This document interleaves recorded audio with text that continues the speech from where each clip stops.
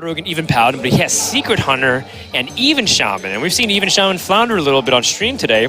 So, you know, maybe people are targeting it, maybe it's not as effective based off the field, or GSL versus the world, where they challenge like half the field of non-Koreans versus the Koreans. We're doing something similar, and so far, the home region's won both of the matches. Tom60229 able to take the first series, and of course, you guys just saw Shaxi defeat Equinox. So can Hoej reverse the tide, or is he going to fall victim? And right now, the data is heavily against him. He is a 2-1 underdog. That's just before the first card is drawn. I mean, we have yet to see how the games actually pan out. Will be the first game of Odd Rogue versus the Even Paladin from Weifu. And what do your stats say about this matchup, Rodan? Even Paladin for Weifu versus the Odd Rogue. Well, it says that Even Paladin has the edge 55-45 around that range, but I wonder how the deck list influences it, because Hoej does have, you know, extra one-drops. He's got double Crystallizer, the Edge Argent Squire, compared to, you know, some lists that might be a little bit more mid-range focused. So that does help him give a slight edge on the board control early on. And everyone knows how important it is to have that one drop on one for Odd Rogue. It's really true. Before I started playing much of Even Paladin, this meta, I was like, this deck doesn't look like it has a solid win condition. It just looks like you took the best cards from every Paladin archetype and put it together. Right. And my friends just explained to me, Gia, Even Paladin takes the board and never loses it. That's how they win. And Odd Rogue, though, because when Even Paladin had its resurgence, Odd Rogue was kind of falling back a bit because Odd Paladin was still in the meta. But now that that's gone, Odd Rogue, which is the premier board control aggro deck because of that dagger, which has so much value, is now back in contention. And I think it's one of the decks that can combat the strengths of Even Paladin. Yeah, so even though Even Paladin's really good at that board state, I think being first, oh wow, yeah, the ooze on two. This is actually kind of the second time we've seen that, where like the Odd Rogue sets up the dagger and then the Sootic Swamp Ooze turns it the other direction. And honestly, for Hoej, it's not that bad here because his turn 3 wasn't looking so great. If he had like a Vicious Fledgling or Hench Clan Thug, yeah, this would be really sad, but I think he's okay to just re-dagger and deal with the ooze, but of course it is a big detriment to the tempo. Yeah, this play feels fairly straightforward now, I guess, from Weifu's perspective. Just needs to play Denial, and he will eventually win the late game. Just look at the quality of his cards versus the quality of Hoej's. It's all about, can he get to that point? Because I don't think Hoej and his Poison Dagger is going to allow Weifu to land like a very clean Blessing of Kings or Corpse Taker turn. Yeah, for Hoej, it's all about being able to land this Fungal Mancer and hope that Weifu is not really able to answer it. We did see from Shouty a while ago that he was running the Ironbeak Owl. I'm not sure if it was a 1 of or 2 of, but that's definitely an inclusion with Even Paladin in mind because it can deny them that Spike Ridge Steed turn. And it's not there for Hoej, so if Weifu can survive to a crucial turn 6, should be pretty good. Yeah, and this is kind of that awkward turn 3 you're talking about. The Tark Reaver is not particularly important, but sitting at the dagger is. And then for Weifu's side, now has an opportunity to develop into something for 4 mana, and with the Spirit of the Tiger draw, that actually makes things a little bit more interesting. Seems really good here because the Corpse Taker doesn't feel particularly good because it can be answered on board, and we see Hoej even has the Deadly Poison to have an even easier answer. So Weifu here can take the time to coin out the Spirit of the Tiger, and then this will be going into the turn before Fungal Mancer, so it's not a huge punish for Hoej. Yeah. And after Hoej uses removal, if Weifu is able to fight back for the board, that's where Corpse Taker can truly shine. A couple of ifs, though, and with another 1-drop being picked up by Hoej, that does give him the opportunity to spread out a wide board so that he can maximize his Fungal Mancer opportunity here. Yeah, I'm liking the Tar Creeper over the SI just because if you expect Blessing of Kings, which, well, usually the Coin Tiger indicates that turn, it does make it so that it's not a one-shot from the Tiger over the Tar Creeper. Yeah, and you know what? I mean, if anything, it might give you the ability to answer back immediately with the Fungal Mancer for the perfect trades. Because you have a Divine Shield minion. Tar Creeper is also problematic if you buff it, because then they just run into a minion that dies, or that your minion dies into it. So it looks like Hoej is just going to go for that with the Crystallizer. So with the Blessing of Kings, yes, it is a really strong turn, but Hoej will have good answers for the Tiger, and he can freely ignore the 4/4 that will be spawned from it before something like Spike Ridge Steed is online. Yeah, I mean, this is kind of the payoff of having extra 1-drops. I mean, people might look at that, wow, what a convenient 1-mana draw. It's like, well, you know, Hoej's playing the double crystallizer compared to Weifu, who's playing, you know, that Snapjaw. I mean, I have not seen this card enough times to know it by heart. Oh, what is that? Snapjaw Shell Fighter. It's a card. It's a 5-mana 3/8 that says whenever a adjacent minion takes damage, damages instead. It's the both. Yeah. Yeah. Okay. And so, you know, Tom was running 2 of it. Weifu's running 1 of it. It seems to be a Taiwan special in Odd Rogue. So they're choosing a little bit more mid-game, and then Hoej is choosing a little bit more early game. So that's kind of a deck-building reward payoff for Hoej here. Yeah. I love the APAC techs. The best. They make for so much more entertaining casts and viewing. Yeah. And I hope we see that come into play later on this series. So Weifu thinking about whether he wants to play something else, although the Corsaker looks like it's even weaker than this Blessing. Yeah, there's too many 1-attack minions that just trivialize the Divine Shield. Weifu, I think the game plan for him is look to survive long enough till you get equality, because he already has that Pyro in hand to reset the board and then take the control from there. All right, well, Hoej was setting up for an opportunity to get that Fungal Mancer. And the way he positioned this also gave him maximum flexibility of options. Like, if he wants to buff, he definitely wants to buff the Divine Shield, because that's just maximum value. But, you know, making sure that he positioned it for the most amount of health on the crystallizer, the other crystallizer, as well as giving him the ability to attach to the Tar Creeper as well. This is very nicely done. That's interesting. If he buffs the taunt minion, obviously the Tiger will get to remove more power. Whereas if he buffs the crystallizer, then the Tiger might be forced to run over the Tar Creeper and leaves more power in play for Hoej. But it would get slightly punished by something like Consecration if he were to buff the crystallizer instead. So I don't mind hedging and putting it on the Tar Creeper as long as we kill off the Tiger here. Right, and is there a way for Weifu to punish besides that Consecration? I don't think so. He only has 1 copy of Spirit of the Tiger, by the way. The other 4-mana minions were Glass Knight, Spellbreaker. And this is going to be one of the more awkward turns for Even Paladin. Like, Even Paladin's not going to have too many more awkward turns after 5. Hoej choosing to go for a slightly greedier play here, but now looking at it, Consecration isn't that awful because you get to stick the Squire still. Then you follow up with Dagger, Deadly, and SI to kill off the 4/3 Tiger it will be if it trades off into the buffed Crystallizer. Sorry, 4/1, sorry. Of course, that option isn't even available to Weifu here, so he's looking pretty sad about this turn. Not even a cheap spell to activate the Pyro to at least kill off 1 minion. That's a really good point. You know, that's where things like the Hydrologist can be really important, just to have early on in the game for that secret usage. Argent Protector is something that's a little bit more tempo-oriented, but that means Weifu can't play this Corpse Taker, which is honestly like one of his better defensive options, because like the life gain might be what's being important with the Corpse Taker at this point. Yeah, I think he's forced to go for the Corpse Taker here, even though it feels bad. If he goes Argent Protector, it's floating so much mana unless you play the Pyro, but you never want to play the Pyro because you need it for the equality clear. It is just going to be this. And if I'm Hoej, I feel very scared to extend, but also very excited because it feels like your opponent's struggling to find good plays. And also, he got a little bit of an information read here. He saw no Wind Fury on the Corpse Taker, knows Wind Fury Heartbeat should be in the hand. That is at least 1 dead card. He knows that Weifu is looking for exactly equality plus 1 activator. He knows that it couldn't have been equality and Pyro already in the hand last turn, because but he knows that it's possible that Consecration was already in the hand with equality, because now Weifu will go into the 6 mana turn and be able to play it. Yep. So he might be a little bit more scared of AoE here. I like the decision here for Hoej to use the SI7 agent to remove Divine Shield. Give your opponent less health to work with. Weifu clearly trying to stall by making such suboptimal plays. And Hoej can take 2 very easy trades to deny the Spike Ridge Steed as well. Looking at a really strong position. It's already 15 damage. That's showing he has SI7 agent in hand, so something like Cold Blood, second Deadly would just present lethal here unless Weifu can clear things with Avenging Wrath or Hydrologist does some stall. I don't know. I mean, Hydrologist does absorb a little bit of damage.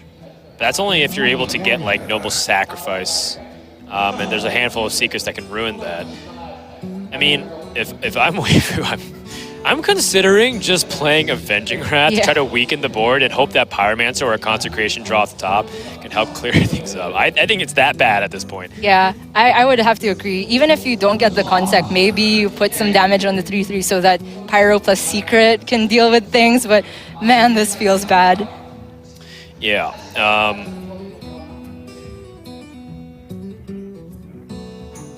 I'm hard-pressed to find a better answer. Weifu going for the Hydrologist. I think he feels like his best chance is to get that secret play right now. Okay, so he's just going to choose to remove the 2 damage on the board. That's fair. I mean, it still weakens the board, so it kind of accomplishes the whole, like, what if I get the quality off the top? Yeah, that's also making things a bit awkward for Hoej because he wants to use the dagger to go face when normally you'd love to use it to remove the Pyro here. Right. First, Hoej has to defuse the secret. He has the SI7 agent to remove very cleanly. If he expects Redemption, he'll want to clear off the 1/1 first, though. Yeah. I think with that Firefly draw, too, there's a very big fear in the Hoej's back of mind where, like, if I overextend here, I think that's just where I lose. Yes. You know, so he has to kind of weigh his options based off what the secret is and then evaluating afterwards. Sees no Noble Sacrifice. I think we're very likely to see Firefly, SI, and Redagger after the dagger attacks. Just hold on to the Scale Bane and the Flame Elemental, so at least you have 2 decent attack minions on the follow-up to push through even an equality clear. Hoej has to keep in mind the possibilities of Redemption and Auto Defense Matrix, which is fairly similar in this spot.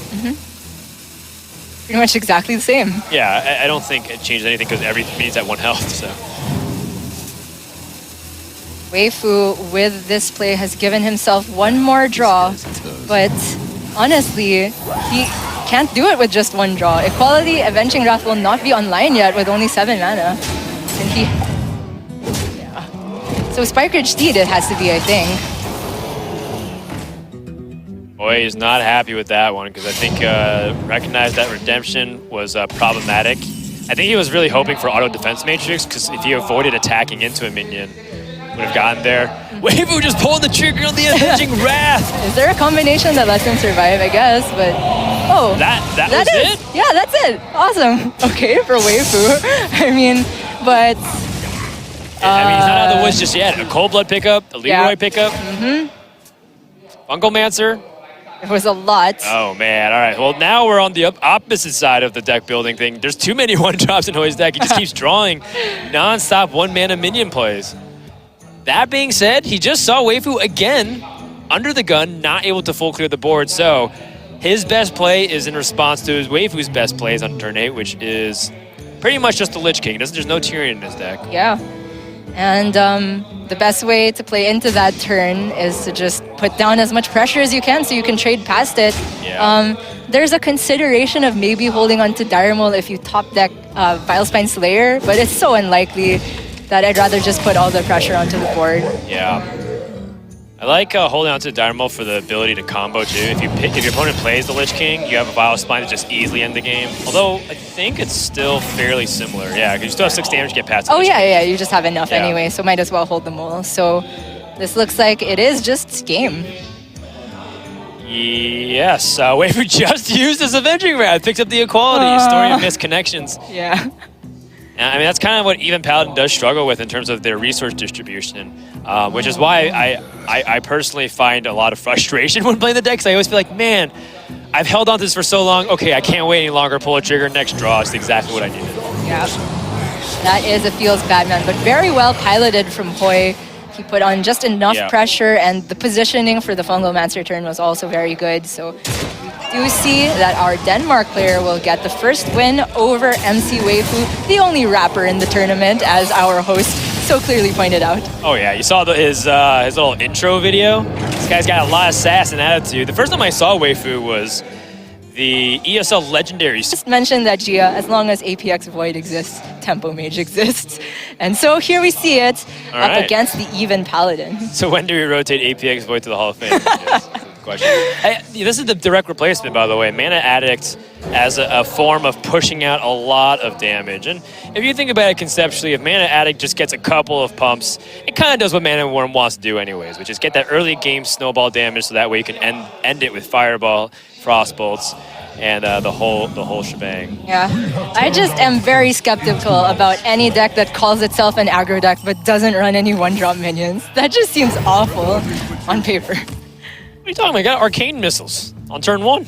Look, That's right here. Yeah. Play it. It's 2 damage to the face, clear recruit most of the time. Wow. In all seriousness, though, this is looking like a good coin spell Zerker turn. Yeah, I think so. You know, the fact that this has a +2 wet wild damage ability is so scary because, you know, it explodes for damage so fast. And there's no way for Weifu to answer this. Yeah, the Kangor at least presents a tougher minion to remove, but Hoej, after he bumps into the recruit, whether it has a shield or not from the Argent Protector, will have a 5 damage Arcane Missiles for free in conjunction with the Sorcerer's Apprentice. And I definitely think that Hoej, as this kind of deck, really needs to vomit his hand, because if the game goes late, he's definitely going to get run over by the removal and follow-up healing from the Even Paladin. Oh man, this is going to sting. Arcane Missiles just got upgraded to a Cinderstorm. For 0 mana after you play the Sorcerer's Apprentice, that seems really sick, Frodan. So Hoej has the option to actually take a risk here and bump into the Divine Shield instead of the Argent Protector to save more health on his spell Zerker. But I really don't think that 1 health on the Zerker versus 2 health matters very much against Even Paladin. So I'd like to see him trade the Argent Protector instead and make it more likely that he clears off everything. Yeah. I mean, these are the kind of moments where I think it's just purely a math game, but you know, I'm not good enough at binomial distribution to know like the actual odds. But I generally like taking the more favorable trades just based off of what you were saying. Like Right. less chances for you to get unlucky. Look, I'm not even good enough to know what binomial distribution is, but if that's the right term here, I'm using it in every cast going forward. So Hoej actually goes for the greedier option and gets rewarded. Well, the reason why it feels like good probability is because there's 3 targets as opposed to 2. So it's a series of, 1 and 3s to be able to at least clear off that one last minion. And now Weifu's stuck playing Christmas Kangor, but this is where things get truly scary when you leave up Sorcerer's Apprentice. Whoa. And now you can play Second Apprentice. The Arcane Intellect and the Frostbolt all can fit in this turn. That is insane. The only thing is, though, it's not like Hoej has many ways to convert off of this right now, because the Frostbolt doesn't exactly have great targets outside the face, which is okay, but there's still Crystal Smith Kangor. I think Hoej was hoping for one of his really good top decks here. Shooting Star was great here. Second Arcane Missiles is great. But now he puts himself in a position where if he wants to deny Blessing of Kings, he has to trade his whole board and use Frostbolt. Right. So it's just a threat of consecration, so congratulations, you cleared the board the entire time, and then it's like you just lost your board anyways. Yeah. And this is a tough decision that, kind of makes or breaks this aggro mage. I think Hoej can go for maybe a halfway play here of remove just the Kangor with the trade and Frostbolt perhaps. Or double trade, then you can Frostbolt the face, prevent the true silver champion. I don't know, I like man. that. Really? Yeah, I like that because, I think what's really important in this matchup is the board, and also because Crystal Smith Kangor, if you trade into it, okay, wow, Frostbolt. All right, he valued the complete board control to deny Blessing of Kings, but he's still vulnerable to True Silver Champion. Yeah. But and Consecrate, that's the big one, yeah.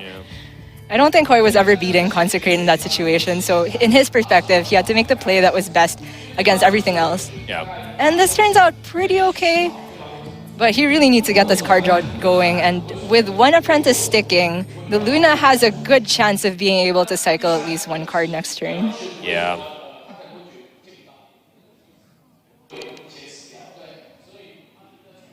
So from Hoej's perspective, if he's not able to win the board, or if he's not able to get enough damage in, is Weifu just gonna run away with the game because he has Spiker Steed and Corpse Taker?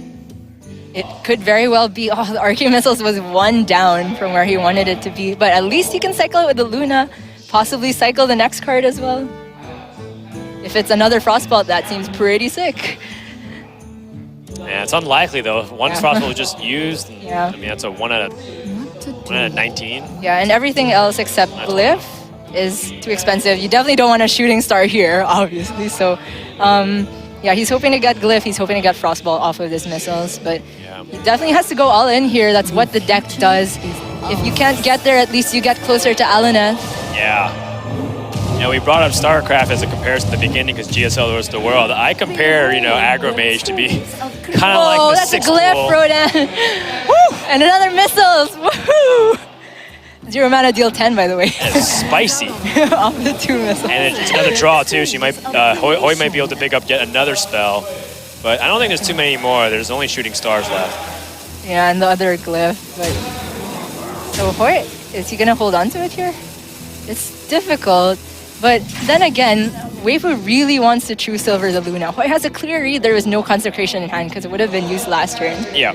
So in many situations, the 2-1 gets to live, and Hoej can choose if he wants to use the missiles to clear minions instead next turn. So it can definitely respect the hold there. I was a little too excited.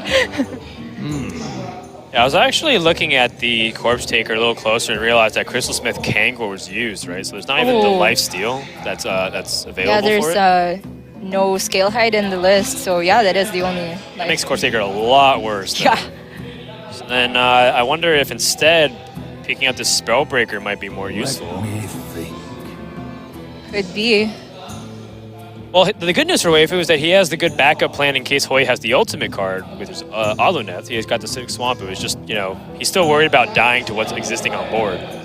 Must move quickly. Spellbreaker plus hero power could be a thing just to remove the spell damage possibility.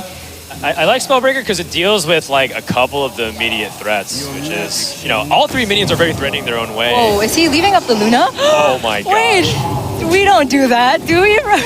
We don't leave up Lunas in 2018, do we? He didn't even silence it. You could have silenced it. Luna is supposed to, it's supposed to be rest in peace Luna 2018 to 2018, but now Luna's gonna survive to the next year at this point. Oh my god. It's almost January 1st, and Weifu's gonna allow it to live. Oh my goodness. So Hoej now has this refuel that he shouldn't have gotten in most of the Aluneth. Behold the tools of creation. Okay, it was just 1 draw, but still, it could very well have been 2. Well, I mean, it's gonna be more than that because Weifu can't remove the Luna again. You're right, unless he top decks the other true silver champion. That's a yikes for me, Rhoda. Yeah, that's a hard yikes. Are you kidding me, Weifu? Wait, you're just gonna get wrecked. Well, okay, that being said, Sorcerer's Apprentice also still had capability of doing a lot of damage because Arcane Intellect is the thing. But it's just so much scarier because Hoej has the board and he has that Arcane Intellect for backup damage. Weifu doesn't have lifesteal. It doesn't matter if he has the Swamp Ooze removal for Alaneth draw from Hoej. He's playing the Swamp Ooze purely for tempo. Alaneth top deck, I'm calling On it. 6. Not that it's good here, but like, oh damn, dang it. Okay, so Hoej looking for Shooting Star off of the intellect. Well, here's a nice thing too. He has Arcanologist to draw. Then he has Kirin Tord Mage plus the Secret. Oh yeah, that's really sick too. And then that draws 2 cards with Stargazer Luna both turns. and Or you- both draws. Yes, and you can still Shooting Star off of that if you get it. That's sick. An incredible discovery. Which I don't think it's lethal yet, but that's pretty much an insurmountable position, especially with the counter spell to deny the Steed turn. 1 off? Oh, 2 off, or ping off. You don't have the mana. Yeah. Still good. Unfortunately, you can't damage the Spell Zerker here, the unsilenced one, without killing it, of course. Yeah. I think we just go with the Kirin Tor plan. Looks fine. Yeah, Kirin Tor is perfectly reasonable. Your opponent still has to dedicate their entire turn to clearing the board and dealing with it, and Counterspell will stop any equality play. At least, Stops Steed, it stops equality. I don't see a way out for Weifu here. I mean, even had equality, but what does that really matter? Yeah. And the Steed is what Weifu really needed.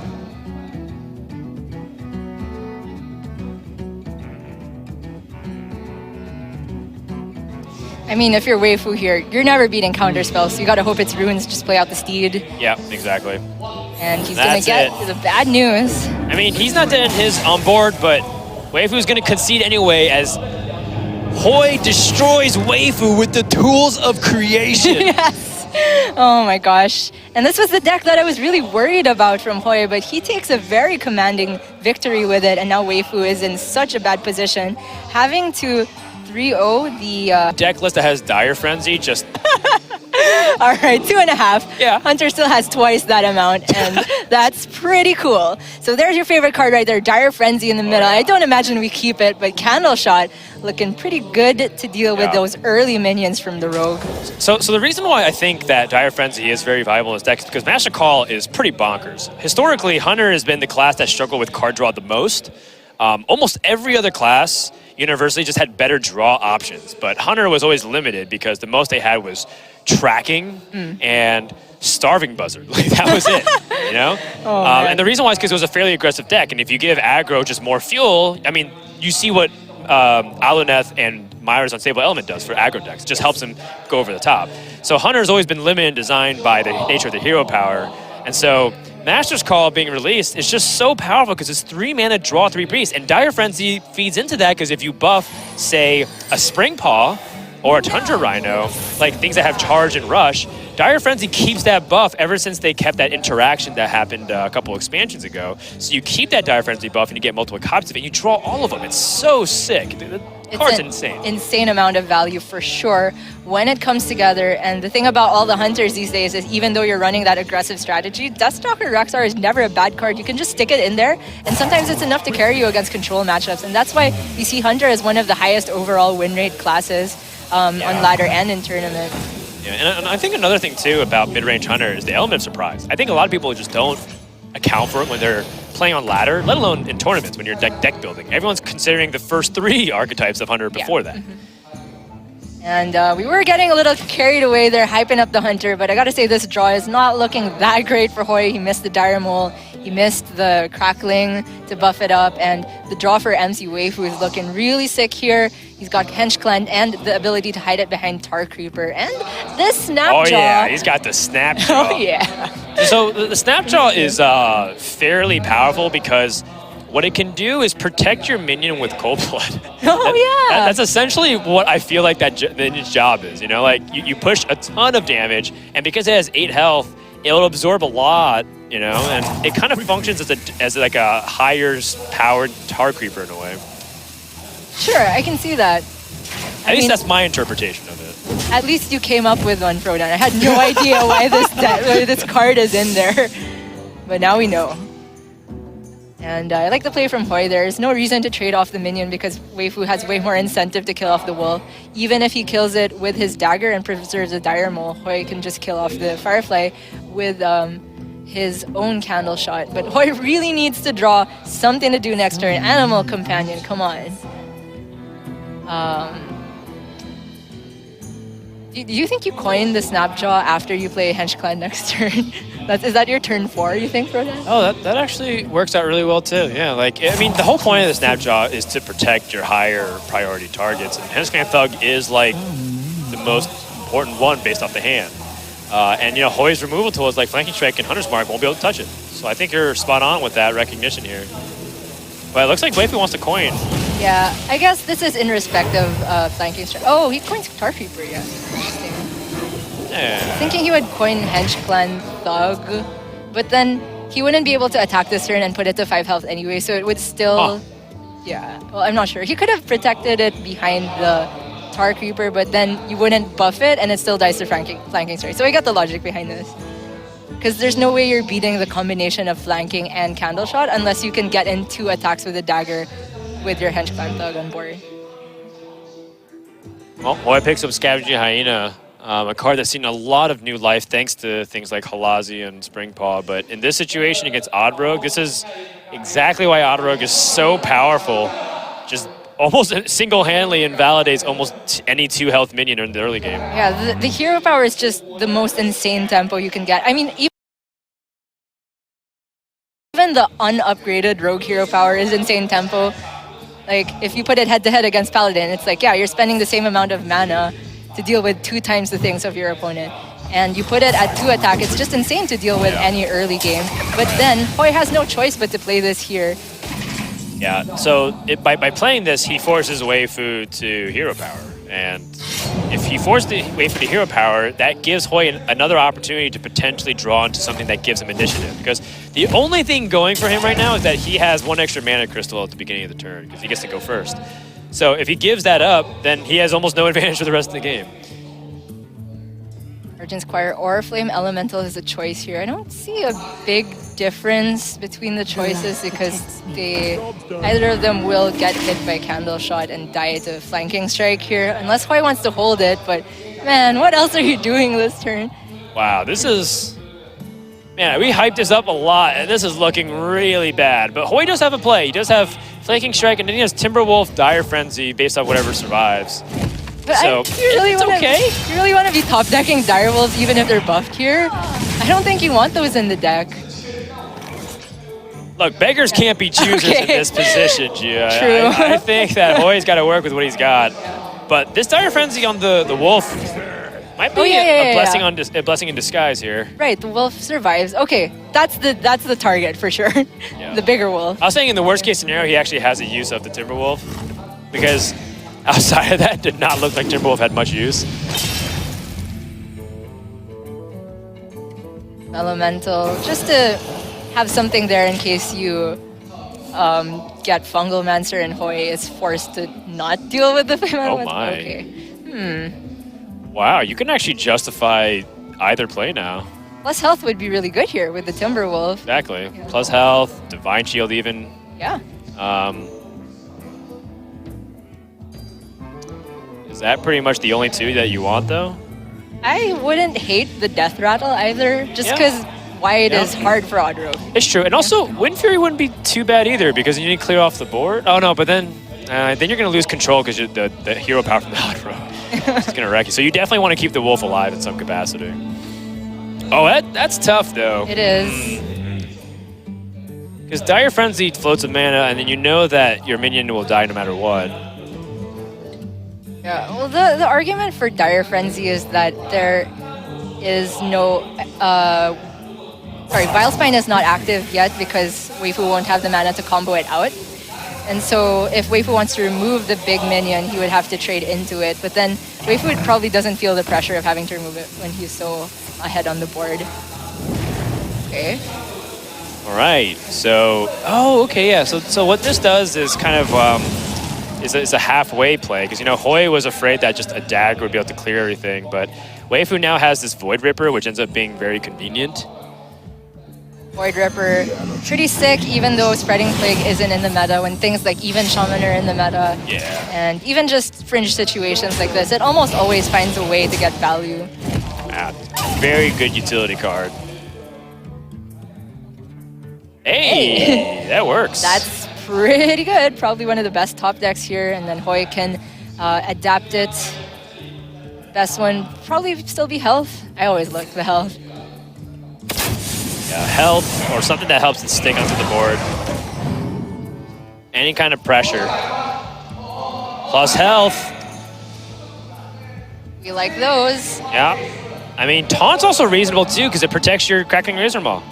Your opponent can't attack with the dagger at that point. They need Deadly Poison, or they need extra damage from the hand. So I actually like the Massive or the Rocket Carapace in this position. It's really close. The Carapace gets you blown out by Vilespine if they have a 1 mana minion with the Vilespine Slayer. But actually, no matter what you do, that'd be the case. So I think, yeah, the taunt here ends up being really nice. And there's no Vilespine, so in all likelihood, we could see the Snapjaw. Come on, Weifu. I mean, it's a 3/8. It still actually can fight reasonably well against this board. Perfect against this board. Yeah, and especially as we compared it to both. The thing about Bulb is that you just ignored him in attack phase and he dies. In this case, Shellfire still has a lot of capability, even if it's just a 5-mana 3/8. Like, Weifu doesn't have to play his Argent Squire, and then the 3/8 can just fight back. It's better to not play it, right? Because this way, the Bulb will... I keep calling it Bulb. Snapjaw will not take the damage Although, okay, I gotta be Yeah, honest, I haven't yeah. played much with this card, so if you play Argent Squire, the first hit, it takes 0 damage though, right? Oh. Because Divine Shield nullifies any damage, period. Oh, yeah. I think that's how it works. It makes sense. By the way, this Timberwolf draw ends up being actually great. Float 4, still good. What? Yeah, that's pretty insane. Oh my gosh! Whoa, But that doesn't solve all the problems because he still takes some damage. So Hoej Yeah. is gonna put Weifu down to 9 after this trade. If he does it correctly, down Actually, to 10, right? You're right, You're right. And Hoej will be on the top deck plan, and Weifu will have the board. He has Leroy in hand, probably can put Hoej on a 2-turn clock. So what's the combination of draws here, Frodan, that gets him out of it? Well, the charger he has in his deck is Tunter right now. And he has kill commands. So I think his best draw is Master's Call. Whoa. Oh, well, Rexar's pretty good. And it actually does some funny things with the Scavenger because based off the way Weifu positioned it, doesn't the Scavenger, the strong, whatever this thing is called. Snapjaw? Snapjaw. Shell Fighter. Yeah, whatever that card does, doesn't it take double damage? Yes. But if it were in the middle, it would take triple damage. So this is better, right? To have it on the... Well, I was thinking the Squire should be in the middle. Oh, right, because of the Divine Shield. Oh my gosh. I don't know. Let's just see how it happens. Because hypothetically, the Virus Punch should just be a 3-4, and then this goes down to a 3-1. Yes, I think so as well. I wish he put the Scar in the middle so we could see how the interaction works. But yeah we see the -0. I think you're right about that. Anyway, on to more important matters. What is the Zombies? Well, I didn't see any charge main, but he picked super fast. Yeah. He has options for Taunt and Lifesteal now. On 9 mana, he could probably afford to play either of those.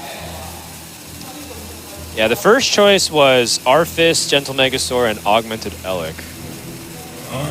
So it's going to be expensive no matter what. Okay, Arfus. Yeah, at 7, it works out that he can also fit in the hero power. Yeah, looks like he picked the Taunt minion. Yes, which I think is correct because both the Lifesteal and the Taunt get blown out by Vilespine, so you might as well take the one that is better in the case of no Vilespine.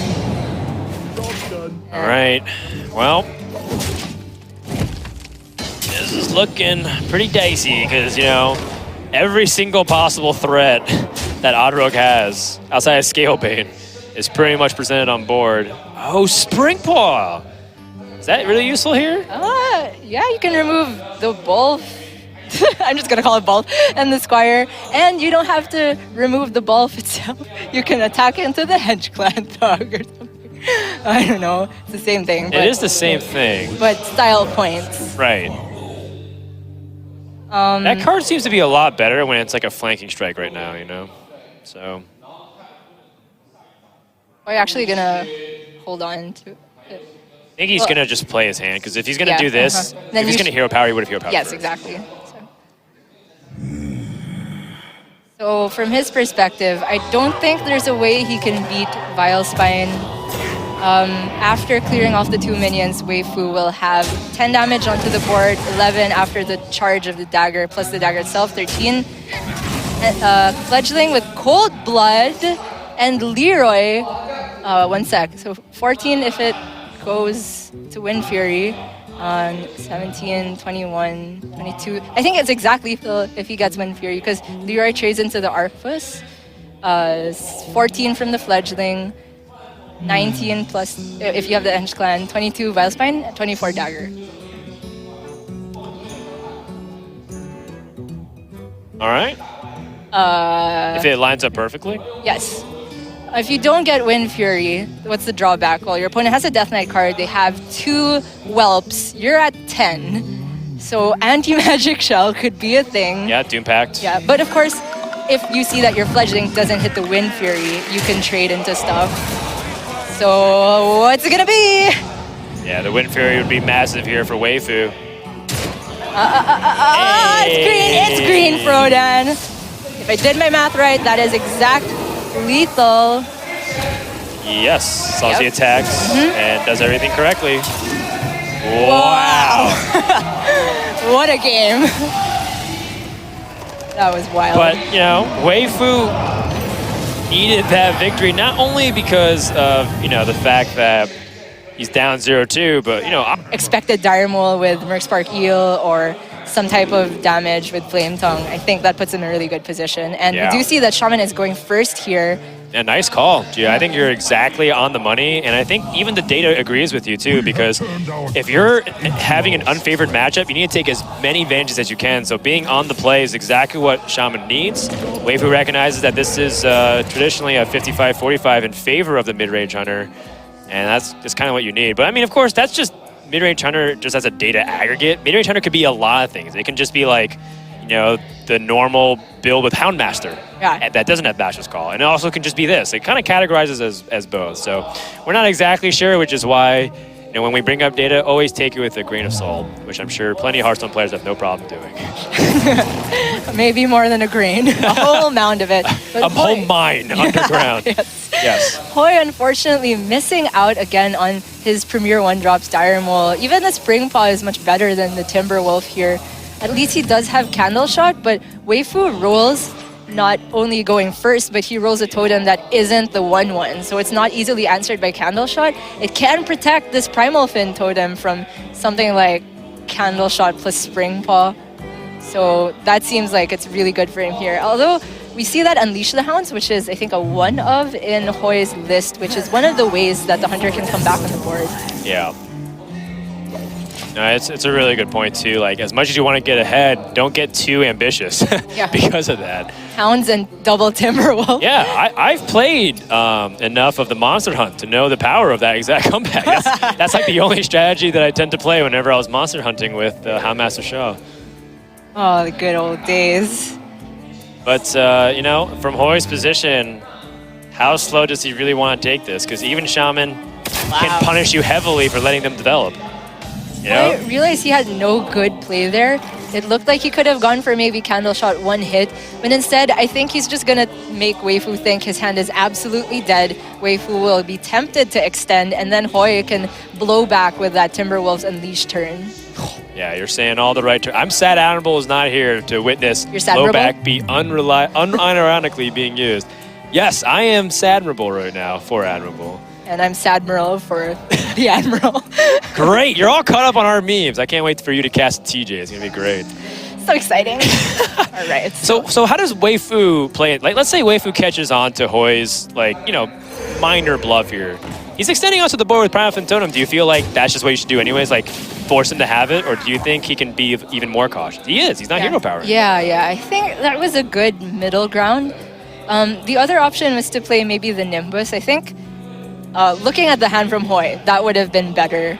But then again, the Unleash plus Timberwolf combo is so unlikely to be in hand because the Unleash is only a 1-of in the deck. Right. And just the one Unleash here without the Timberwolf isn't a huge punish. You can't even clear the Primal Fin like that. But I think Hoej is free to pull the trigger now if he wants. Or Candle Shot set up, so the Candle Shot helps him add a little bit extra damage through that. Yeah. Kind of what you were talking about. So he's gonna get even a bit greedier with it. I like it. Yeah. And Weifu's, look at his face. He's like completely furrowed brow. And he's like, what is going on here? He is perplexed. He's like, what are you doing? Yeah. And now there's double Timberwolf Unleash the Hounds for maximum board clear. And this is exactly what is what even Shaman is defined by. Actually, funny enough, there's too many minions on board. Yeah, but again, you just take the 2 free damage with the initial Hounds and exactly, and they traded. Oh my gosh, look at this! And the Shaman is so far from being able to do any AoE. The best thing Weifu could top deck is T-Giant, but like those wolves don't care about no Giant. They're going face next turn. Yeah, exactly. Perfect sequencing from Hoej to just maximize his extra damage bit.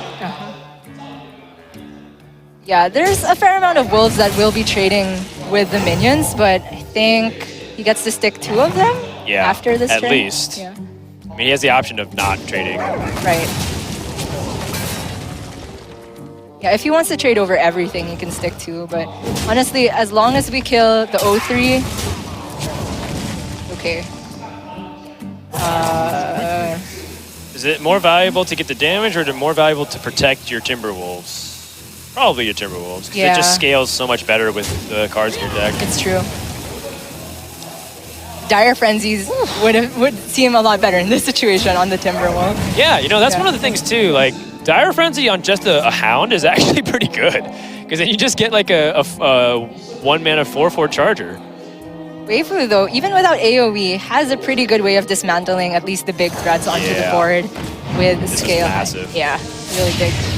And next turn he has Fire Elemental and just decent things to do in the coming turns. He's still at a very healthy 26, so Hoej needs to draw some fire to get there. Right, and then the way the removal lines up, Hex for the high main, things are going to be a little trickier. Hoej picks up Dire Mole. The attack can help him clear off the Mercspark Eel. Plus we attack. Divine Shield, useful for the value trade. But because there's so much more health on your opponent's side of the board, I think you probably want the value trade. Or sorry, what the plus 3 attack for the trade up. Yeah, I think at the very least it will protect your 3/2 if you trade off everything. Yes. He has Sorry, Candle the way Shot, the board yes. flips because of the Yeah. discover. There's a 2/3, a 1/1, and a 1/2, and there's 2 wolves and a Candle Shot, I think. Okay, So right. if he takes 3 attack and kills the 1/2, there'll be the Searing Totem left, which on paper can't deal with the Crackling Razor Maw. Well, neither can the Scale Hide actually. So maybe this is just better. Yeah, Hoej has the option of even protecting his board even further. Looks like say he's going to take a little bit slower, rely on the high main on 6. But man, Weifu's hand lines up so well against what Hoej has.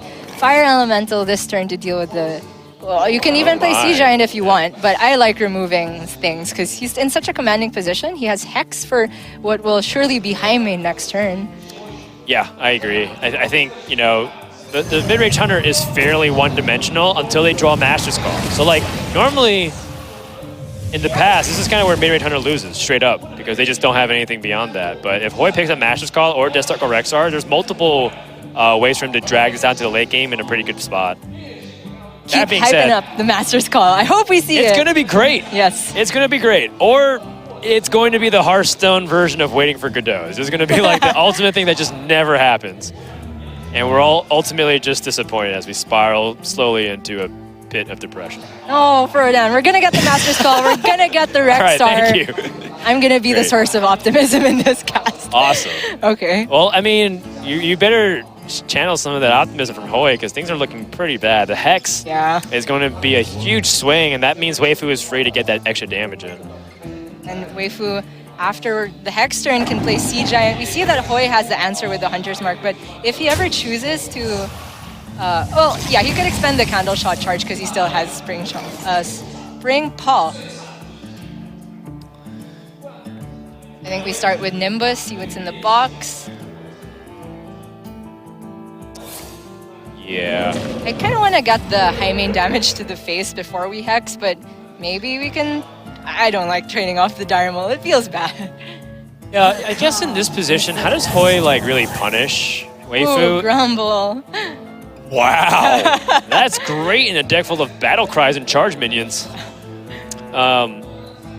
But yeah, to answer your question, what's like the ways that Hoej can really punish off that beast energy? And it's pretty much just a card in his hand, which is Kill Command, and the other one is Crackling Razor Maw that we just saw. And it's minimal, right? And onto a Dire Mole, you're not scared of that getting Wind Fury.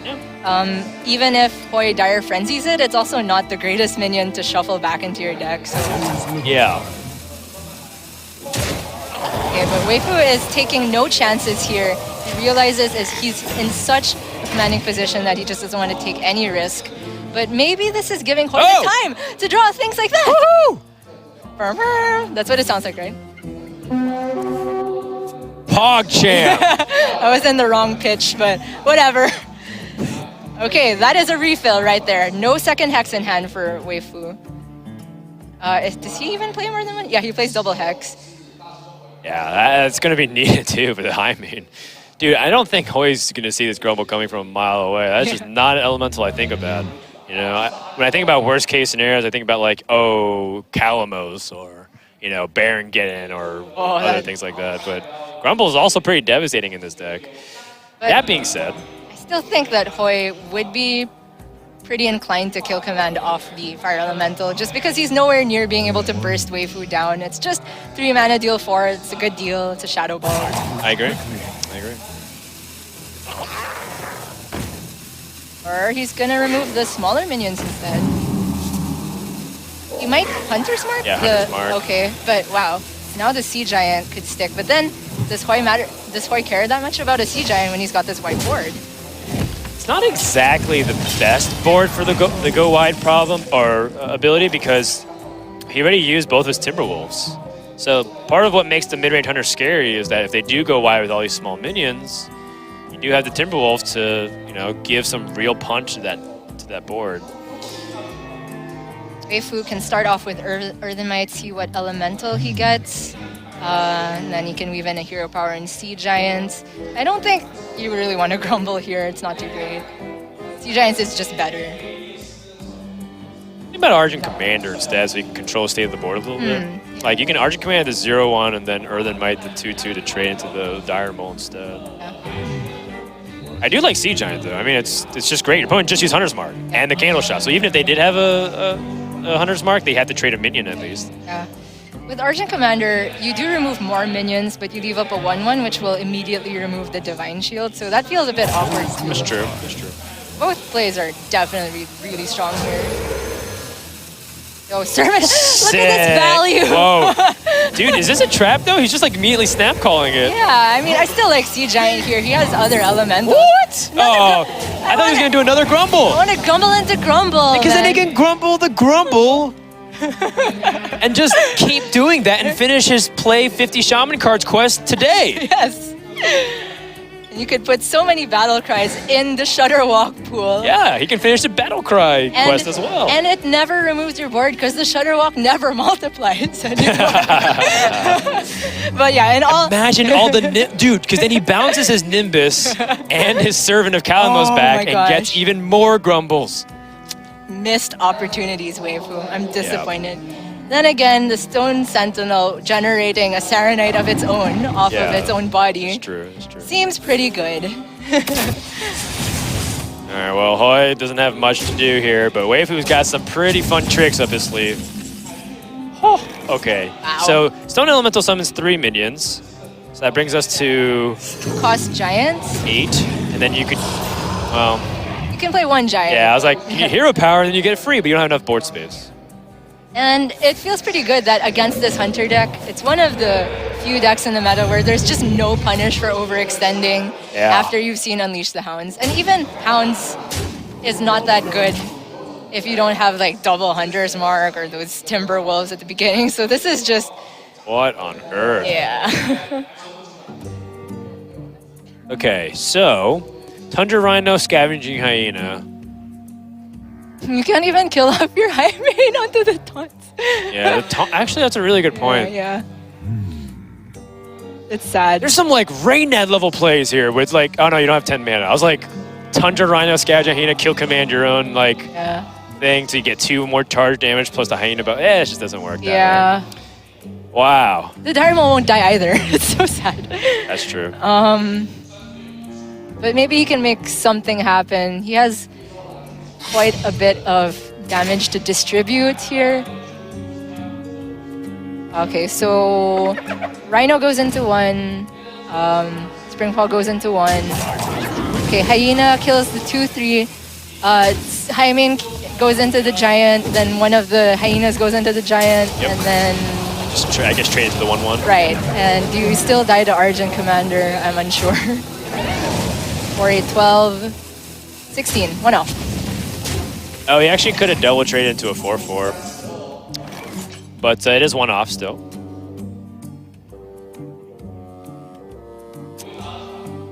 I really want to see Grumble, but it's by far the worst player. I mean... Is it though? It kind of is. Yeah. It kind of is. But we can clear... We should definitely at least clear the board. Your opponent's pretty much all in at this point. We go Chain Gang, Argent, and the Sea Giant because it's free by that point.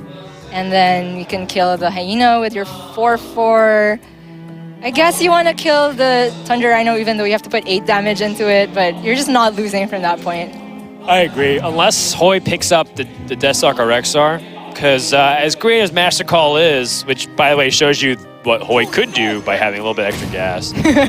We're still standing behind this hunter. It didn't do enough, but it kept him in this game. Honestly, look how much value Weifu has at this point. Hoej should not be in this game, but he is thanks to Master's Call. I still believe that the hunter is pretty good. It's just that the early draws from Hoej have been pretty bad throughout the entire 2 games we've seen. Rexar? Wah, wah. That's going to be game number 4. Weifu ties it up. Mid-range hunter is floundering. Oh, it feels so bad to say that after we were calling it. That's actually... Pyro Consec is basically equality Consec because minions don't go above 3 health very often. Yeah. Consecration's big. Weifu being on the play is big. Hoej with no candle shot is big. Oh, man. But Hoej also has the Master's Call. Yes, he does. I believe. He gets that's a 1-drop.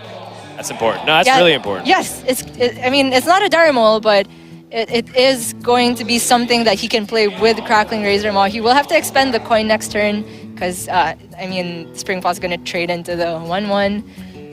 Would you be as bold as to play the extra token this turn so that way you get to attack the face? Oh, yeah. So you get +3 attack, it's like really powerful. I mean, yeah, the Paladin has 0 moot removal this early in the game. It's worth evaluating. Yeah. I like it. Yes! Do it! The row! Okay. Now the real question is, was it worth sacrificing the cuter Springpaw for the more savage Lynx? I mean... I don't know, I think these are the debates worth having. This one is meant to go face, so I'm all for the savage one. I don't know, I'm a sucker for cute felines. Tabby Cat, rest in peace. Yes. Okay.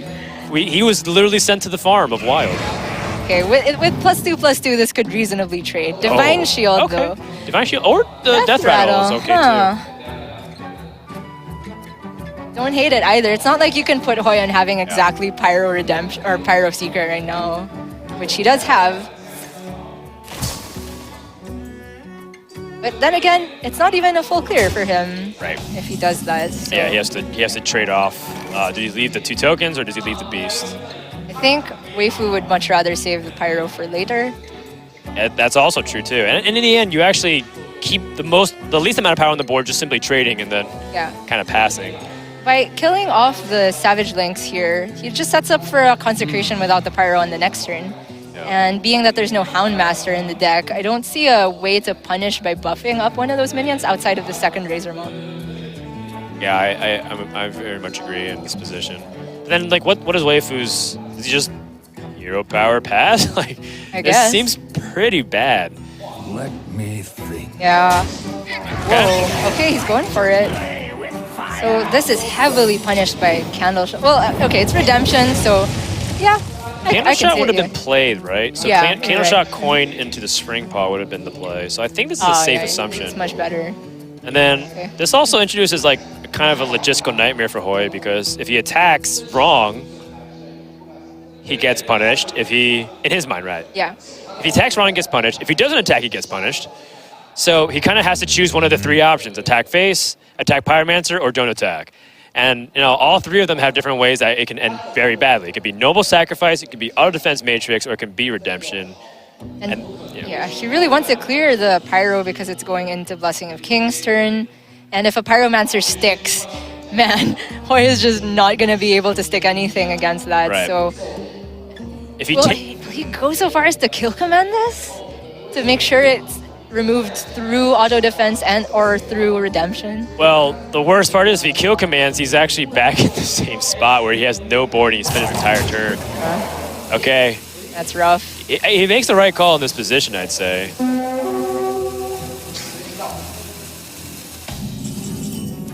Oh man, that is quite the team of the Avengers here. You have Timberwolf, Springpaw, Hyena, and Tundra Rhino. Rodan, I don't feel so good. Right. Well, the redemption works really well for Hoej's favor right now because Well, first of all, again, no Wind Fury, so the Wind Fury Harpy's been revealed face up for Weifu. But you know, Redemption on the Corpse Taker is just purely a 3-1. It doesn't keep any of its battle cry effects. And also, the second flanking strike is really strong here. And I'm starting to think that Hoej can even play the long game in this position. It looks like it, based off of the hands from the two players. Sure, Weifu has heavy cards, but they are not nearly as high in stats as they should be for their cost. Avenging Wrath is far from being able to find a lethal, so wouldn't mind just taking it slow for Hoej here. Yeah. An attack here from Hoej is to defuse the Noble Sacrifice. Still could technically be the auto defense matrix, but now we'll see that it's the Redemption. And Redemption is still okay because there's no like buff punish from the Blessing of Kings the previous turn. So Pyromancer actually kind of actively works against this board right now.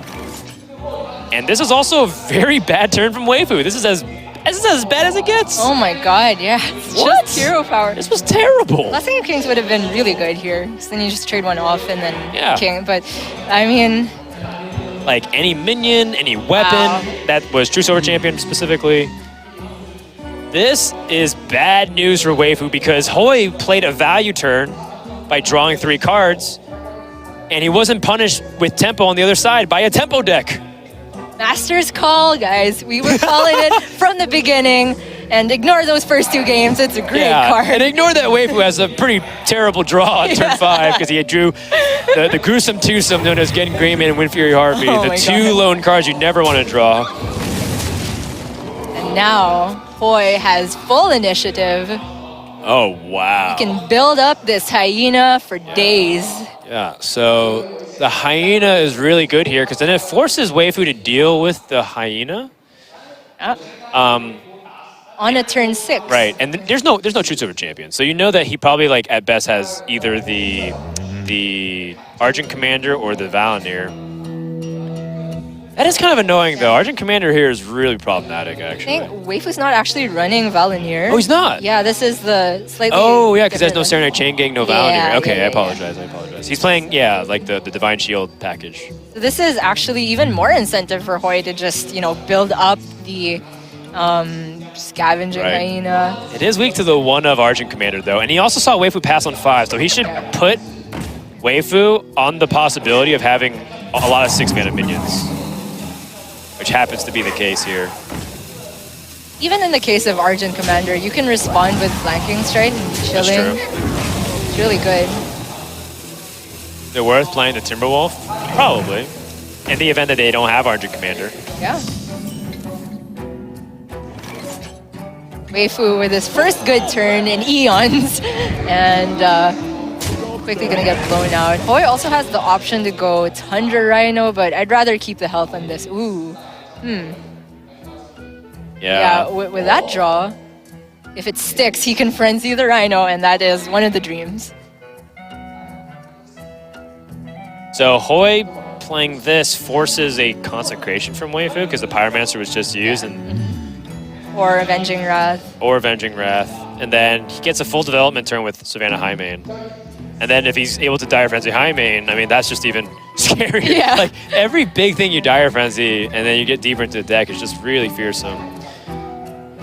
Super strong. Right. And the Paladin just doesn't have a good answer for Highmane. Their weapons aren't big enough to cut it down in one hit. Even if you Tarim it, it's still a Highmane, even though it's a 3/3, it can get Dire Frenzied and whoop him. Yeah. And so from Weifu's perspective, he either plays with fire and leaves up to Tundra Rhino, which has bitten him in the past with Stargazer Luna, where he didn't treat a super taunt minion with respect. Or he can play the respect game, but lose the initiative. This is so tough. I mean, he will know that the... Oh, the please just miss like 8 times in the face. Not because I don't like Weifu, not because I'm cheering for Hoej, just because I think it's hilarious. And you're cheering for Hunter as a class, like, or this deck. Cheering for Master's Call. Okay, just one card. Rex. Whoa! All right, well that's a great contingency plan. Yes. Like obviously the Highmane is great in this spot, but I mean now Hoej absolutely can go long.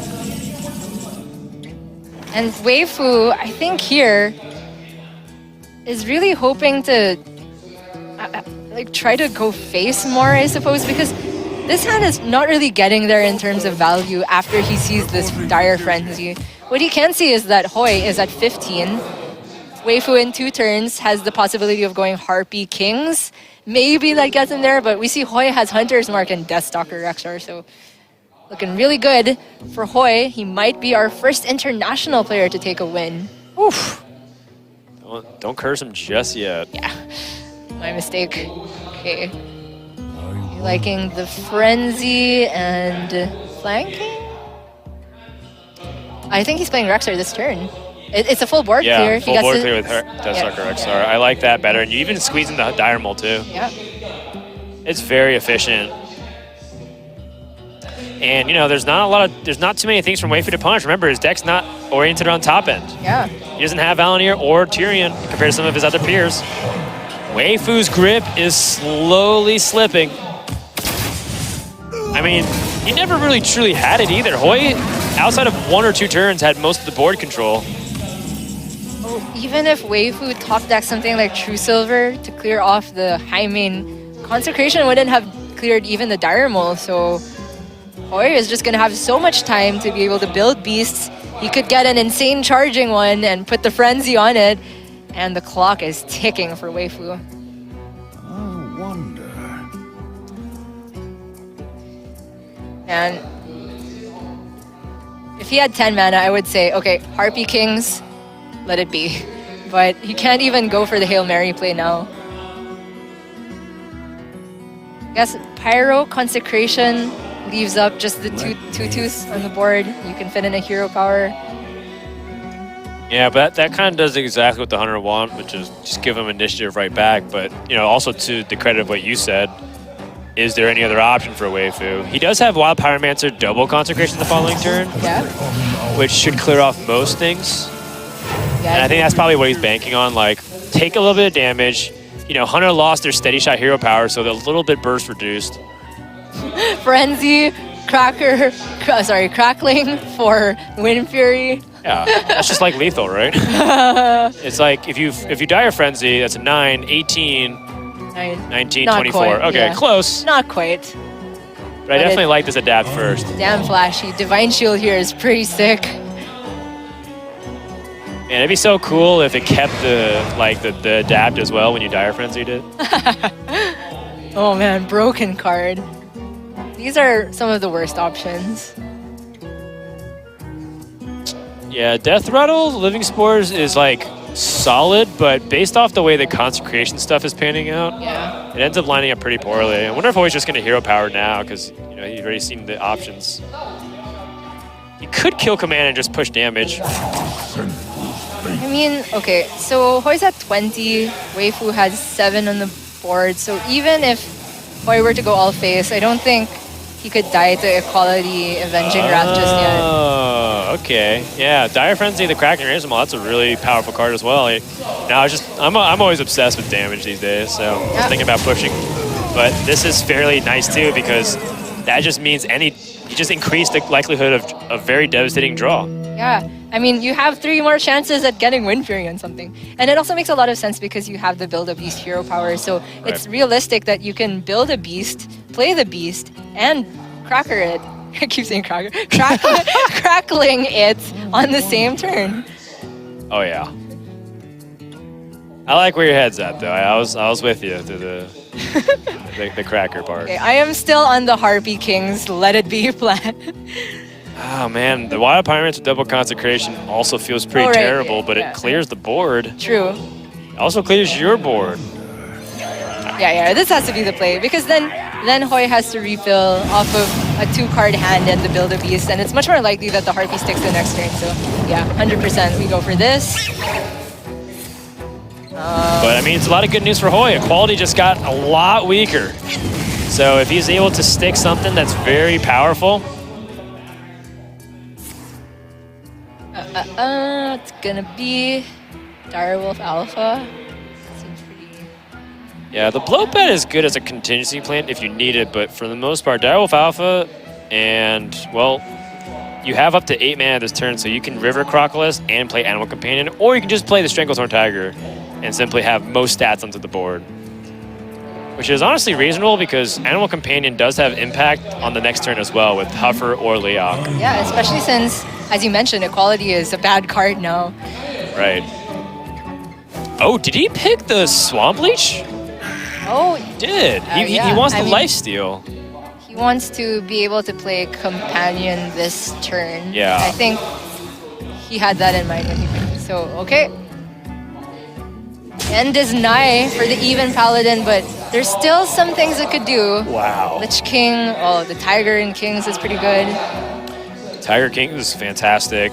Honestly, Tiger True Silver Champion is also good too because you can Kings the following turn and summon, basically trade the same amount. Here I am for like the 50 millionth turn in a row. Harpy, Kings, let it stick. Then you have pretty close to lethal. I think, Yeah. or you do have lethal, right? Yeah. It'll have 9 health. Hoej has 8 on the board. His card is never Flanking Strike. It's true. He did use one. He used one Flanking Strike. He used one one Hunter's Mark, but a single Can of Shot can ruin everything. Yes, Weifu. I mean, No, I agree. I think the longer this game goes, Weifu loses. Yeah. So I think if you just play the slow value game, which is what we were talking about. Okay. This kind of accomplishes something similar. Yeah, this is just better, right? Because then you don't show the Kings immediately. Right. Exactly. Yeah. But the concept's the same. He took your advice. Yeah, terms of the macro play. my play asserts dominance. Yes. Okay, here is one of our cracklings, and nearly any adapt is good for him here. And even if that fails, the Flanking Strike can back him up. Bear Shark, pretty powerful card. All Hoej has to do is remove the Harpy. Yeah, and he also just got a charge option as well. So he got Arfish, Whoa. Charge, and Crackling Razor Maw. And that Razor Maw is a 6/5. The value.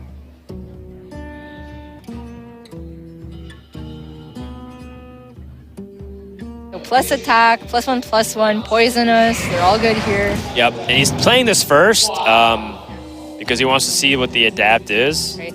and then adapt off of that. Yeah, because if it misses, It wasn't that funny, Gia, but I appreciate the sentiment. I mean, I'm glad that you thought my laugh wasn't too fake. Okay, that was a real laugh. Yeah, because if he missed one of these adapts that could actually kill off the Harpy, then he would have the mana to still play Flanking Strike. Right. Obviously the correct order. And now, what can Weifu draw? Lich King? I mean, Lich King is probably the only good draw here. Equality's... Nah, it's Spirit of the Tiger. I mean, Oh boy. kinda has to, right? Okay, I mean, technically... He doesn't have to. He can still hope that he draws the other piece of a quality clear. So he could pick up like an Avenging Wrath, for example. Right. Which honestly might be his best situation. So maybe you Spear the Tiger and then you Blessing this turn. So you can Blessing the token, the hero power that you summoned, or the Tiger itself, and then just hope for the equality clear the following turn, and then hope that the opponent whiffs on their draw and their hero power.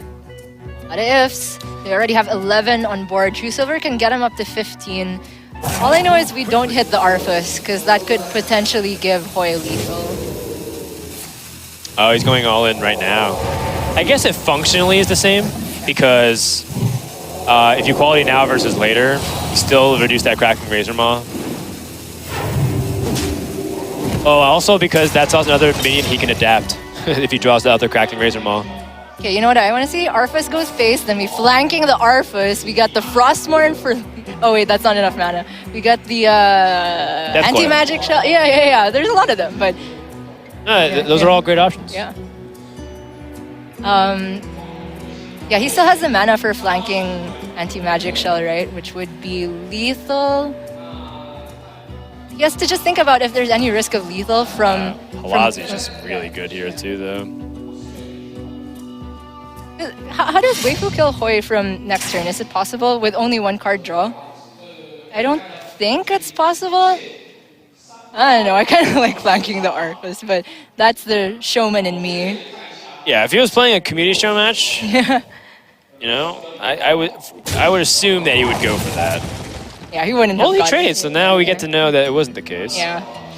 Also, I think Hoej sequenced this so that he can guarantee get the card. Nah, he would have been able to do it either way, but... I mean, this way is simply saving your flanking for something better. Man, Alazi is so good. Why can't it summon even just one of the cute ones? These are Well, all it summoned your favorite. You're happy. I only said I wanted this one because it was turn 1 and meant to go face. Yeah. No bailout here for Weifu. Even Paladin. Just like many other even decks that's not even Warlock, struggling on the card draw resource. Wow. Whoa, whoa, whoa, whoa. Oh! Is that good? Is that a good draw? I don't know, Frodance. It's not lethal, so... I don't know. Oh, he's trying to see if he has lethal with the hero power. Right. Definitely. Direwolf Alpha. That's what I saw. Is there another card that I missed? Yeah, I think it was the Darmoth pick for sure. No charge, though, so not quite lethal. Should Death Grip for his opponent's minion. Archer Commander was played, alright. So... Unlucky. Unlucky. Wow, this is really painful for Weifu. The slow death. Oh yeah, and Weifu's not gonna concede. He's waiting it out. What a champion. I mean, he can top deck Avenging Hand? No, it won't kill everything here. There's no way.